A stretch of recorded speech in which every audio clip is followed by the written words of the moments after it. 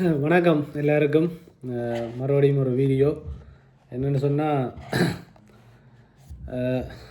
இந்த சேனல் வந்து உண்மையாக சொல்லப்போனால் இது ஒரு வியாபார நோக்கம் இல்லை. இந்த சேனலை வந்து யாராவது ரிப்போர்ட் பண்ணி அடித்தாலும் புதுசாக இன்னொன்று திறந்து நாங்கள் டாக்டருக்கு ஆதரவாக கதைப்போம். அதால் இந்த யூடியூப்பில் காசு வரணும், அதில் இந்த யூடியூப் காசை வச்சு தான் நான் வாழணுமன்ற அவசியம் இல்லை. ஒரு ரெண்டு கை கால் இருக்குது, வடிவாக ஒழுங்காக வேலைக்கு போகிறேன், சாப்பிட்றேன், ஃப்ரீயாக இருக்கிற நேரத்தில் இந்த வீடியோ போடுறேன். அதால் விளங்கப்பட தேவையில்லை. அப்படி பிளாக் அடித்தாலும் திரும்ப அவ்வளோ வீடியோவையும் இன்னொரு சேனலை திறந்து அப்லோட் பண்ணுவோம். இதால் மனம் உடைஞ்சு போகிறதோ கவலைப்பட போகிறதோ இல்லை. மற்ற இந்த தேவையில்லாமல் கொமெண்ட் பண்ணுறதால அந்த கொமெண்ட்டை வாசித்து நான் ஃபீல் பண்ணி மேலே ஒன்றும் இல்லை தூக்கு போட்டு சாகிறதுக்கும் அப்படி ஒரு தேவையில்லாத முடிவுகள் நான் எடுக்க போகிறதும் இல்லை. உங்களோட ஆறுதலுக்கு மன ஆதங்கங்களுக்கு ஏதாவது கீழே வெளியே போட்டு போங்க. அது உங்களுக்கு ஒரு சந்தோஷமாக இருக்கும். வெளியே போட்டேன்னு இதை நினைச்சு ஃபீல் பண்ணுற அளவுக்கு எனக்கு டைமும் இல்லை. என்ன விஷயம்ண்டா, நான் நினைக்கிறத சொல்கிறதுக்கு தான் இந்த சேனலை திறந்துருக்கேன் வழியா. யாரும் நினைக்கிறத நான் கேட்குறதுக்கோ சொல்கிறதுக்கோ இதை திறக்கலை. முதலாவது இல்லை முக்கியமான விஷயம் என்னென்னு சொன்னால், இன்றைக்கு பரவலாக பேசப்பட்டதோ அந்த நேரம் நானும் கதைக்கணுன்றதுனால நான் கதைக்க முடியலை. இந்த இளைய தளபதி விஜய் தமிழ்நாட்டின் முதலமைச்சர்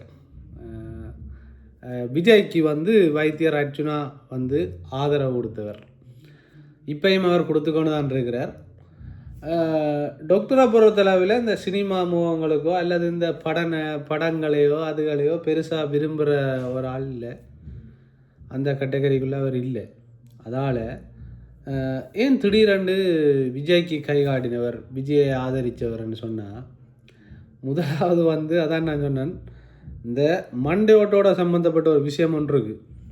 அதாவது ஒரு விஷயத்தை கட்ச் பண்ண, அதாவது கணிக்க தெரியணும். இப்போ ஒரு பந்து வருதுன்னு சொன்னால், இப்போ நாங்கள் கிரிக்கெட் விளையாடி கொண்டிருக்கோம், ஒரு போல் வருதுன்னு சொன்னால் அந்த போல் அவ்வளோ உயரமாக வந்தாலும் அந்த போல் வந்து எங்கே வந்து விழுமன்றதை வந்து கணிக்க தெரிஞ்சால் தான் அந்த போலை நாங்கள் வந்து கட்ச் பிடிக்கலாம்.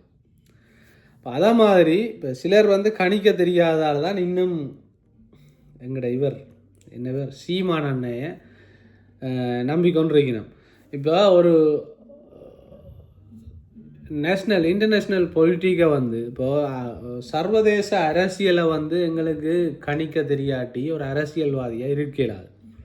இப்போ நீங்கள் உதாரணமாக பார்த்தீங்களாண்டா, டாக்டர் அர்ச்சுனா அரசியலுக்கு வந்து 2 வருஷம் முடியுது, 2 வருஷம் ஆகுது. 2 வருஷத்தில் இந்தியாவில் இருக்கிற எந்த அரசியல்வாதியையும் தேடி அந்த மனுஷன் 2 வருஷத்தில் போகவும் இல்லை, யாரையும் கை காட்டவும் இல்லை. விமர்சிச்சிருக்கிறார், ஆனால் யாருக்கும் போய் சப்போர்ட் கொடுக்கல. ஆனால் விஜய் வர்றதுக்கு முதலே டாக்டர் மிக தெளிவாக விஜய் தான் சிஎம்மாக வருவார், விஜய்க்கு தான் பெரும்பான்மையான வாக்கு கிடைக்கும், விஜய் தான் முதலமைச்சராக வருவார்ன்றதை அவ்வளவு பேர் கத்தி குளறைகையும். அதாவது செந்தமிழன் சீமானுடைய ஆதரவாளர்கள் எல்லாம் ஓஹோண்டு கத்தி குளறைகையும், இலங்கையில் இருந்தும் இந்தியாவில் இருந்தும் வெளிநாடுகளில் இருந்தும் இந்த உண்டியல் பாண்டியல் எல்லாம் கத்தி குளறைகையும் ஒரு ஆளாக தனி ஆளாக நின்று மன உறுதியோட இல்லை இதுதான் நடக்கும்னு சொன்னவர். இதான் உண்மை, இதுதான் நடக்கும், இவ்வளவுதான் நீங்கள் தலைகள் அணுண்டாலும் விஜய் தான் முதலமைச்சராக வரப்போகிறார் என்று சொன்னவர். சரி, அதெல்லாம் இருக்கட்டும். அவருடைய கணிப்புகள் வந்து 100க்கு 99% பிழைச்சதில்லை. எனக்கு தெரிஞ்ச அவர் சொன்ன விஷயங்கள் ஒரு மனுஷனை பார்த்து சொன்னாலும் சரி, ஒரு ஊடகவியலாளரை பார்த்து சொன்னாலும் சரி, ஒரு அரசியல்வாதியை பார்த்து சொன்னாலும் சரி, இந்த என்பிபி அரசாங்கத்தை பார்த்து சொன்ன விஷயமா இருந்தாலும் சரி, எதிர்வர போகிற ஜனாதிபதி தேர்தலை பார்த்து சொன்ன விஷயமா இருந்தாலும் சரி, அவருடைய கணிப்பு வந்து பிழைச்சது இல்லை. நான் அதை அவ்வளவுக்கு பார்த்ததில்லை. பிழைச்சி போயிட்டு ஐயோ டாக்டர் இப்படி சொல்லி இப்படி நடந்துட்டு பிழைச்சதில்லை. இப்போ நான் என்ன சொல்ல வரேன்னா, கணிப்புகளுக்கு அப்பாற்பட்டு ஏன் இவர் விஜய்க்கு ஆதரவு வழங்குறாருன்ற கேள்வி நிறைய பேருக்கு இருக்குது. அதாவது அவற்ற ஆதரவாளர்களை விட சீமான் ஆதரவாளர்களுக்கும் மற்றது இந்த தமிழ் தேசியம் பேசுகிற ஆக்களுக்கும் இலங்கையில் இருக்கிற அரசியல் புலிகளுக்கும் இப்போ நீங்கள் உதாரணமாக சிறிதரனை பார்த்தீங்கன்னா, சிறிதரன் வந்து மு.க. ஸ்டாலின் வந்தாலும் போய் காலை பிடிச்சி கொண்டு நிற்பார், கயேந்திரகுமார் போய் காலை பிடிப்பினோம், விஜய் வந்தாலும் காலை பிடிப்பினோம், இதே சீமான் வந்தால் போய் கட்டி பிடிச்சிருப்பினோம். இப்படி இவேண்ட அரசியல் வந்து எந்த நேரமுமே மாறும். ஆனால் டாக்டர் வந்து ஒரு வெயிட் பண்ணி சரியான புள்ளி வர மட்டும் பார்த்து கொண்டு வந்து அந்த புள்ளிக்கு ஆதரவு வர்றதுக்கு முதலே கொடுத்து இன்றைக்கு விஜயை சந்திக்கிறதுக்காக இந்தியாவுக்கு போய் வந்திருக்கிறார். சந்திக்கிறதுக்காக போகல, ஆனால் அவருடைய ஆதரவு இருந்தப்ப அவர் ஒரு டிவி நிகழ்ச்சிக்காக போகணுன்னு சொல்லியிருக்கிறார். அந்த நேரங்களில் முதலமைச்சர் விஜயுடைய கட்சியை சார்ந்த அமைச்சர்கள் மினிஸ்டர் மேலே சந்திச்சிருக்கிறார். அவை ஆதரவாளர்களை சந்திச்சிருக்கிறார், கதைச்சிருக்கிறார். இப்போ இதுக்கு பிறகு இலங்கைக்கு வந்த பிறகும் விஜய்க்கு ஒரு ஆதரவு என்னென்னு சொன்னால், ஒரு மக்களுக்கான தலைவன். இப்போ நாமல் ராஜபக்சேன்ற மேடையில் ஏறினதுக்கு கத்துனாங்க, குளர்னாங்க. அப்போவும் நான் ஒரு விளக்கத்தை சொன்னேன். அதை மாதிரி தான் சொல்கிறேன். இந்தியான்றது வந்து எங்களோட ஒரு அயல் நாடு. இப்போ இந்தியாவை மீறி நாங்கள் உலக பொலிட்டிக்கை செய்கிறது கொஞ்சம் கஷ்டம். அடிபட்டு செய்கிறது கஷ்டம். அதை விட அடிபட்டு செய்யலாம் இல்லை, கஷ்டம். பக்கத்தில் இருக்கிறாங்க, கடலோட ஜாயின் பண்ணியிருக்கு, மீனவர்கள் எல்லாம் வந்து அதுக்குள்ளே சங்கமிக்கிற ஒரு இதொன்று இருக்குது, தொடர்பாடல்கள் இருக்குது, இப்படி பிரச்சனைகள் இருக்குது. இப்போ நாட்டுக்குள்ளே வர முக்கால்வாசி கஞ்சா குடு இதுகளெல்லாம் முக்கால்வாசி இந்தியா கடற்பரப்பால் தான் கொண்டு வரப்படுது.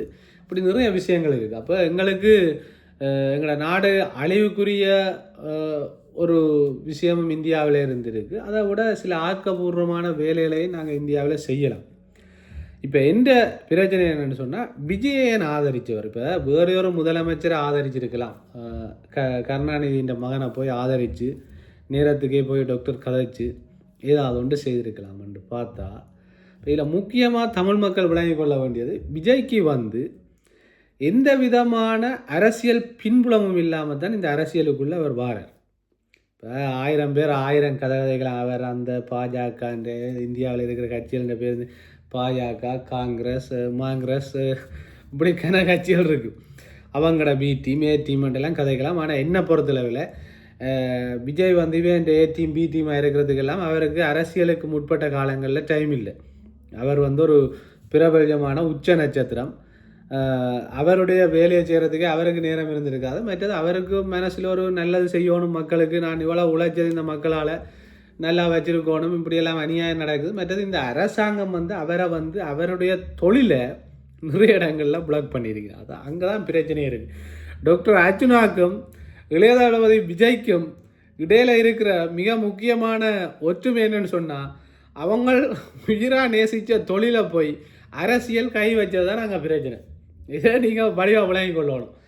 அரசியல் என்ற ஒன்றை வச்சு டாக்டர் அர்ச்சுனாவை வந்து சாவச்சேரி ஹாஸ்பிட்டலில் அந்த ஆள் தானும் தண்டை பாடுமா ஒரு சோழியும் இல்லாமல் போய் தண்டை வேலையை பார்த்து டையையும் கட்டி காலையில் எழுப்பி நல்ல வசனங்களை பேசி ஒரு நாடியை பிடிச்சி பார்த்து நல்ல வேலை செய்து கொண்டிருந்த மனுஷனை உங்களோட அரசியலை வச்சு டக்ளஸ், அங்கையன், மங்கையன், இந்த சிறிதரன், கயந்திரகுமார் எல்லாரும் சேர்ந்து நீங்கள் அரசியலில் சித்து விளையாட்டு காட்டி அந்த அரசியலில் கொண்டு வந்து விட்டீங்க. விஜய் வந்து ஒரு படம் வெளியிட போகிறாருண்டா நீங்கள் அவற்றை படத்துக்கு கொண்டு போய் அரசியலை வச்சு அந்த அரசியலுக்குள்ளே விளையாடினீங்க.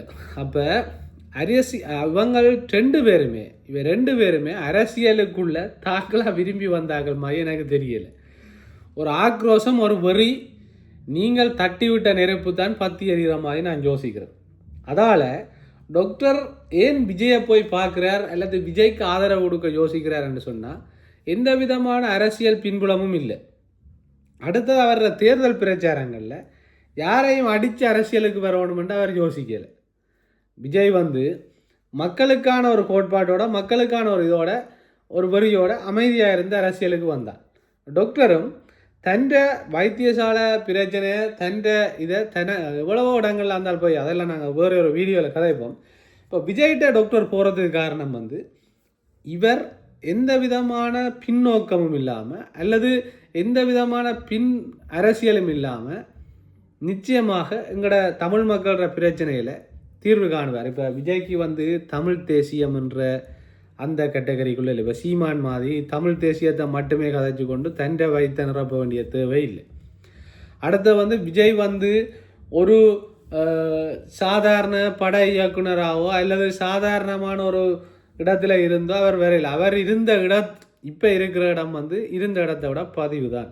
ஏன்னு சொன்னால் இது ஒரு தேவையில்லாத வேலை. உண்மையாகவே என்ன பொறுத்தளவில் ஏன் இவ்வளவு இதுகளையும் விட்டுட்டு இவர் அரசியலுக்கு வந்து என்னத்தை உண்மையாகவே ஒரு நல்ல நோக்கத்தோடு வந்தால் தான் இப்படி வரலாம். அதால் எந்த விதமான உள்நோக்கங்களும் இருக்காது.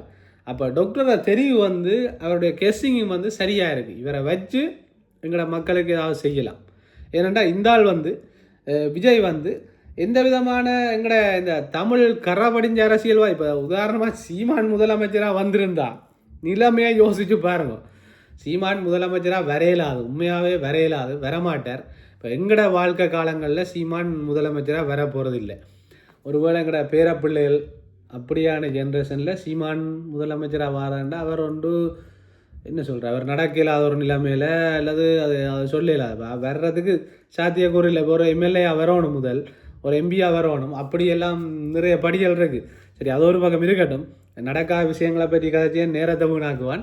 இப்போ சீமான் முதலமைச்சராக வந்திருந்தால் என்ன நடந்திருக்குமென்னு சொன்னால் சிறிதரனும் கயேந்திரகுமாரும் தான் அங்கே போய் நின்று கொண்டு தங்களோட அரசியலை கதைச்சு இந்த தையட்டியையும் இதையும் உதையும் வச்சு இந்த அரசியலை முடிக்கக்கூடாது. இப்போ சீமான் எப்படியோ இந்தியாவில் சீமான் வந்து எப்படியோ தமிழ் தேசியம் என்று வச்சுக்கொண்டு இந்த கொஞ்சம் சனத்தை வச்சுக்கொண்டு அவைன்ற உணர்வுகளை வச்சுக்கொண்டு அரசியல், இந்த உணர்வு அரசியலை விடுங்க. முதலாவது அரசியல்ன்றது வந்து மக்களுக்கானதாக இருக்கணும், ஒரு தனி கட்சிக்கானதாக இருக்கக்கூடாது. இப்போ சீமானுடைய அரசியலும் இங்கே இருக்கிற எங்கட தேசிய புலிகள் என்று சொல்கிற இந்த கயேந்திரகுமார், சிறிதரன், மணிவண்ணன் இவைன்ற அரசியலும் ஒன்று தான். இவை ரெண்டு பேரும் ஒரே. இப்போ இந்தியா இங்கே இவை எப்படி சனத்தை உசுப்பேற்றி விட்டுட்டு குட்டையை குழப்பி கொண்டு அந்த சனம் நிம்மதியாக வாழ விடாமல் செய்யணுமோ அதை மாதிரி தான் அவர் அங்கே அதுதான். அவர் சும்மா ஆட்பாட்டங்கள் கிட்பாட்டங்கள் ஒன்று திரிவார், இதெல்லாம் செய்வார். அவருடைய அரசியல் அவர் செய்யலாம், எங்களுக்கு அதில் எந்த மாற்று கருத்தும் இல்லை. அது அவைன்ற நாட்டு பிரச்சனை. ஆனால் அவருக்கு ஒரு திரும்ப வீடியோ இருக்குது, அதை பற்றி கதைப்போம். இப்போ விஜய்கிட்ட எங்களுக்கு என்ன நன்மை கிடைக்க போகுது அல்லது என்னத்தை பேசலாம்டா. இப்போ நல்லது செய்வார் செய்யலைன்றது ரெண்டாவது பிரச்சனை. டாக்டர் அங்கே திரும்பினதுக்குரிய காரணம் நான் எப்படி நினைக்கிறேன்டா, உண்மையிலேயே எந்த விதமான அரசியல் கரையும் இல்லாத ஒரு ஆள் அரசியலுக்கு வரைக்கும் எங்களோட மன வலிகளை நாங்கள் சொல்லி எங்களுக்கான ஒரு அபிவிருத்திகளையும் எங்களுக்கான ஒரு தீர்வையும் கொண்டு வரலாம், கதைச்சி பேசலாம், ஒரே மேசையில் இருந்து கதைச்சி பேசலாம். இப்போ சீமான் வந்து திரும்ப திரும்ப சீமான் வர்றதுக்கு காரணம் இந்தியா அரசியலுக்குள்ளே போகிறதால. சீமான் வந்து எப்பவுமே இலங்கை தமிழர்களுடைய கடற்தொழிலாளிகளுடைய பிரச்சனைக்காக சீமான் கதைக்கு இயலாது. கதைச்சா அவருக்கு அங்கே கிளியும். அதை வடிவாக விலகி கொள்ளுங்க. இலங்கை மீனவர்களுடைய பிரச்சனைக்காக சீமான் அங்கே குரல் கொடுக்க சொல்லுங்க. 7 மண்டா சீமானுக்கு காசு அனுப்புறீங்களோ நீங்கள் சொல்லுங்கள். அந்த வடக்கு கிழக்கில் வந்து அத்துமீறி நுழைகிற இந்த இந்திய மீனவர்கள், தமிழ் மீனவர்களை அங்கே நிப்பாட்ட சொல்லுங்க. சீமானை நிப்பாட்டினாலே அவற்றை அரசியல் வெற்றி தான். விளங்குதா? சீமான் இந்தியாவில் எலெக்ஷன் கேட்கறத விட இந்தியை வந்து நின்று கேட்கலாம். இப்போ அதால் அந்த வேலையிலெல்லாம் நடக்காது. இப்போ விஜயோட நாங்கள் வந்து சரியான முறையில் கதைக்கலாம், எந்த விதமான அரசியல் பின்புலமும் இல்லை. மற்றது ஒரு புது அரசியல்வாதி. இப்போ அவருக்கு வந்து பழைய அரசியல் இதுகளில் அவர் சிக்க மாட்டார். அதை விட ஒரு என்ன சொல்கிறேன்னு சொன்னால், ஒரு மற்றவர்களுடைய பலிகளையும் ஒரு தனி மனிதனை எல்லாரும் சேர்ந்து அடிக்க இருக்கிற அந்த உணர்வையும் புரிஞ்சு கொள்ளக்கூடிய தன்மை விஜய்க்கு நிச்சயமாக இருக்கும். இப்போ டாக்டர் இந்த அரசியலை விஜய் பக்கம் திரும்பி நிற்கிறது காரணம் இந்தியாவை பொறுத்தளவில் விஜய்க்கு வந்து சில விஷயங்கள் விளங்கும், சில 2 பேருடைய பாதைகளும் ஒன்றாக இருக்குது, சில நிறைய இடங்களில் ஒத்து போகுது. இப்போ இதால் எங்களுக்கு வந்து தீர்வு தானே தேவை. இப்போ சிறிதரன் போய் சீமானோட கதைக்க போகிறது தமிழ் தேசியம். இப்போ எங்களுக்கு தமிழ் தேசியம் இந்தியா கொண்டு வந்து தரப்போகிறது இல்லை, விஜயும் தரப்போகிறது இல்லை, சீமானும் தரப்போகிறது இல்லை. தமிழ் தேசியத்தை நாங்கள்லாம் பெற்றுக்கொள்ளணும். அதை பெற்றுக்கொள்கிறதுக்கு முதலாவது நாங்கள் டெவலப் ஆகணும், எங்களோட காலில் நாங்கள் நிற்கணும், எங்களோட பிரதேசங்களை அபிவிருத்தி அடைய வைக்கணும், எங்களோட பிரதேசங்களில் கல்விமான்கள் எழும்பணும், எங்களோட பிரதேசங்களில் படித்த பட்டதாரிகள் வரணும், எங்களோட பிரதேசங்களில் அதிகாரத்தில் உயர்ந்த அதிகாரத்தில் இருக்கிறவ உண்மையானவை நேர்மையானவை வரணும். சரி, அப்போ அந்த ஜிஏ பிரதிவன் மாதிரி அல்லது அமைச்சர் சந்திரசேகர் மாதிரி அல்லது இந்த இளங்குமரன் மாதிரி ஆக்களை கொண்டே தமிழ் ஆக்கலன்னு போட்டுட்டு எங்களோட நாட்டில் எங்களோட பிரதேசங்களில் ஒன்றும் பிடுங்கல, அவங்க அங்கே சொல்கிறது தான் இங்கே செய்வாங்க. இப்போ நான் சொல்கிறேன், வைத்தியர் அர்ச்சுனா ராமநாதன் மாதிரி தத்துணிவு கொண்ட எதையுமே துணிஞ்சு முடிவெடுக்கக்கூடிய சரியான பக்கம் நிற்கக்கூடிய அதிகாரிகள் இவையெல்லாம் உருவாக்கணும். உருவாக்குறதுக்கு வந்து எங்களோட பிரதேசங்கள் எங்களோட மாவட்டங்கள் வந்து அபிவிருத்தி அடையணும். தமிழ் தேசியம்ன்றது ஒரு காலத்தில் தமிழ் தேசியத்துக்கு பின்னால் தான் அபிவிருத்தி இருந்தது. ஆனால் இப்போ அந்த கட்டமைப்பு இல்லாததால் வடிவ விளங்கிக் கொள்ளுங்க. இப்போ ஒரு காலத்தில் தமிழ் தேசியத்துக்கு பின்னால் தான் அபிவிருத்தி நடந்து கொண்டிருந்தது. தேசிய தலைவர் என்ற ஒரு பெரிய மேலே அந்த படை அதுக்கு பின்னால் அபிவிருத்தி சிறப்பாக நடந்தது. அதை நாங்கள் ஏற்றுக்கொள்கிறோம். ஆனால் இப்போ வந்து அப்படி செய்யலாது. அந்த அந்த அந்த கட்டமைப்பு இல்லை. அதை மாதிரி ஒன்றை உருவாக்கவும் இல்லை. அது உருவாக மாட்டுது. அதை உருவாக்குறது கஷ்டம். அதை பற்றி கதைக்கிறதுல வேலை இல்லை. அது வந்து நாங்கள் அது எங்கட வரலாறு, அதை கவனமாக பாதுகாத்து கொள்ளணும் ஒழிய இப்போ வந்து அபிவிருத்திக்கு பின்னால் தான் தமிழ் தேசியத்தை நாங்கள் தேடலாம். ஏனென்றால் எங்கள்கிட்ட அந்த பிலம் இல்லை. முதலாவது எங்களுக்கு அபிவிருத்தி என்ற ஒரு பிலத்தை கொண்டு வரணும். அதுக்காகத்தான் டாக்டர் விஜயின் பக்கம் திரும்பி இருக்கிறாரே ஒழிய, அதுக்காகத்தான் டாக்டர் இந்த பக்கத்தை நாடி இருக்கிறாரே ஒழிய, ஒரு வெள்ளை பேப்பர்ன்னு தான் விஜய் இப்போதைக்கு சொல்லலாம். ஏன்னு சொன்னால் அவர் ஒரு வெள்ளை பேப்பர், அதில் கொண்டு போய் எங்கட உண்மையான விஷயங்களை எழுதுறதுக்கு தான் டாக்டர் விஜயை பயன்படுத்தியிருக்கார். சோட்டா முடிக்கிறேன்னு நினைக்காங்க. இதுக்குள்ளே தான் நிறைய விஷயங்கள் அடங்கியிருக்கு. ஒரு வெள்ளை பேப்பரில் தான் எங்கட விஷயத்தை எழுதலாம். அந்த வெள்ளை பேப்பரில் எழுதினா மட்டும்தானே எங்கட விஷயம் வெளியே தெரியும். இதுதான் உண்மையான விஷயம். அப்போ அந்த வெள்ளை பேப்பரில் எழுதுறதுக்காகத்தான் இந்தியா பக்கம், அதாவது முதலமைச்சர் விஜயின் பக்கம் வைத்தியர் ராமநாதன் அர்ச்சுனா கௌரவ பாராளுமன்ற உறுப்பினர் அங்கே திரும்பி பார்த்ததுக்கு காரணம் வந்து ஒரு வெள்ளை பேப்பராக இருக்குது, இதில் எழுதி பார்ப்போம்ன்றதான். காலப்போக்கில் மிச்சம் விளங்கும். என்ற கணிப்பு சரியாக இருந்தால் காலப்போக்கில் விளங்கும். இப்போ வெள்ளை பேப்பரில் எழுதி பார்க்க வெள்ளை பேப்பர் சரியாக பதில் அளித்தா அதுக்கு பிறகு மிச்சம் நல்லா நடக்கும். இல்லைன்னு சொன்னால் அதுவும் மக்கள் விளங்கி கொள்வார்கள் என்ன நடக்கும்னு சொல்லி. அதால் வெள்ளை பேப்பரில் எழுதுறதுக்காகத்தான் இந்த விஷயம் நடந்திருக்குன்னு நான் நினைக்கிறேன். இது என்ற தனிப்பட்ட கருத்து, டாக்டர் கருத்து இல்லை.